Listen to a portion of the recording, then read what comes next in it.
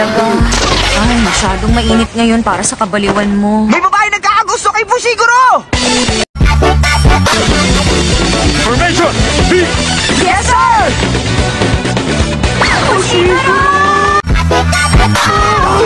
Sino ba ang babaeng yan? Nakalimutan mo na ba ang gabing pinagsamahan natin, ha? Sinungaling ka ba? Sinabi mo pinakamasaya ka tuwing kasama mo ko. Totoo mga sinabi mo. Pinaniwala mo. Anong sinasabi ninyo?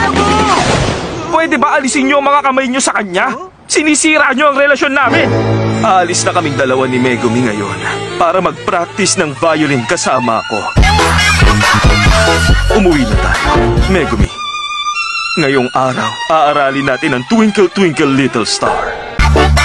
Please lang, huwag mo silang intindihin. Sa banda ng istasyon. Salamat sa tulong mo. Ha? Ano bang pinagsasasabi niyong tatlo? Pwede ba wag niyo akong ipahiya sa iba? Magpaliwanag ka!